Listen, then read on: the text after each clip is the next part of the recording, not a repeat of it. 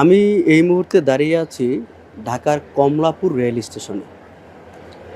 আর এই কমলাপুর রেল স্টেশনে জড়িয়ে আছে হাজারো পথ শিশুর গল্প। সেই জায়গা থেকে আমার সাথে এখন দুইজন পথ শিশু দাঁড়িয়ে আছে। আসলে আমরা একটু তাদের সাথে কথা বলবো, তাদের জীবনের গল্প শুনবো এবং তাদের প্রতিটা দিন তারা কীভাবে পার করে এই বিষয়গুলো একটু জানার চেষ্টা করব।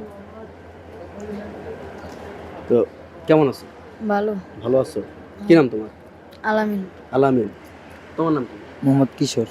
হ্যাঁ, মোহাম্মদ কিশোর। কিশোর। এই যে তোমরা এখানে থাকো, এখানে তুমি কতদিন থাকো? 1 বছর। 1 বছর ভৈরব বাড়ি যেদিকে মিলায়া। মিলে থাকো। আর তুমি? বেশি দিন না, 1 সপ্তাহ। 1 সপ্তাহ তুমি এখানে জি। আসছো। আচ্ছা, তোমাদের কি দুজনের কি পরিবার আছে? পরিবার আছে, আব্বু নাই, আব্বু আছে, আম্মু নেই আমার। তোমার? আমার আব্বু নায়িকা মা আছে। মা আছে।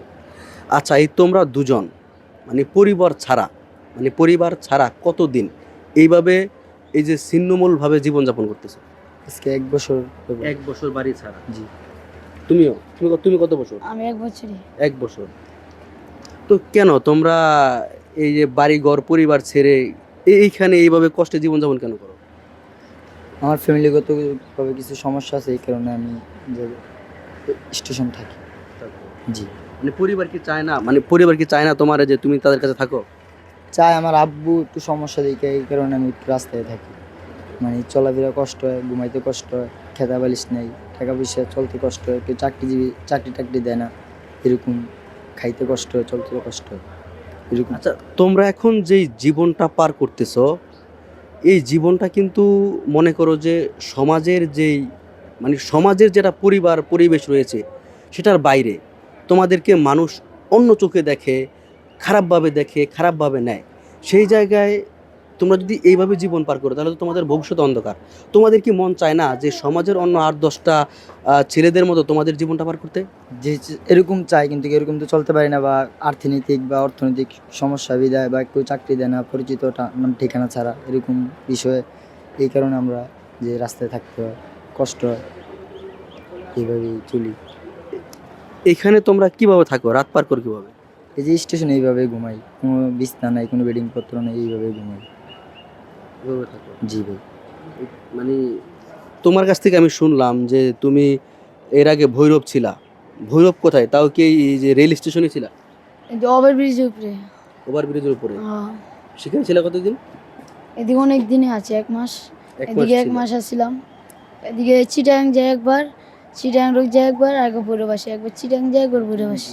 ট্রেনে ঘোরাঘুরি করি। ট্রেনে ঘোরাঘুরি করো। খাওয়া দাওয়া কিভাবে করো? খাওয়া দাওয়া কেউ খাওয়াইলে খাই, না খেলে নেই।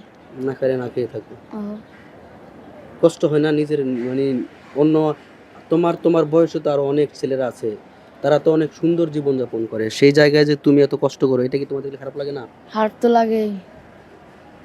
তোমার কি চাই না যে এই সুন্দর জীবনটা লিড করতে? চাই তো।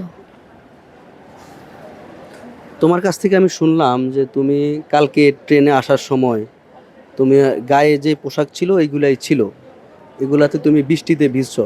তুমি কি ট্রেনে ছাদে ছিলা? ট্রেনে ছাড়ছিলাম, সবাই ভিজে আমিও ভিজি। ভিজে গেছো? তো ভিজে যাওয়ার পর তো মানুষ তার যেই কাপড়গুলো ভিজে সেগুলো চেঞ্জ করে, তুমি কি চেঞ্জ করতে পারছো? না, এডি কিনতে আসলাম, আমার জামা কাপড় নাই আর, খালি একটা প্যান্ট একটা গেঞ্জি, 2টা গেঞ্জি আছিল, একটা হইলো বরফ থুয়েছি। এই এই যে এই জামা কাপড় ভিজা অবস্থায় গায়ে শুকাইছো? আসলে দর্শক, জীবন কতটা কঠিন সেটা আপনি যখন কিছু কিছু মানুষের কাছে যাবেন তখন বুঝতে পারবেন যে আসলে বাস্তবতার জীবন কতটা কঠিন। তো এই কমলাপুরে প্রতিনিয়ত আমরা সোশ্যাল মিডিয়ায় প্রতিনিয়ত দেখতে পাই যে এরকম হাজারো পথশিশুর গল্প। তবে আমরা চাই যে এই পথশিশুদের যে গল্প, এই গল্পগুলো সমাপ্তি হোক, তারা একটি সুন্দর জীবন পাক, তারাও অন্য 8-10টা ছেলেদের মতো সুন্দরভাবে তাদের জীবনটা গুছিয়ে পার করে নিক, তাদের ভবিষ্যৎ হোক উজ্জ্বল, এটাই আমাদের কামনা।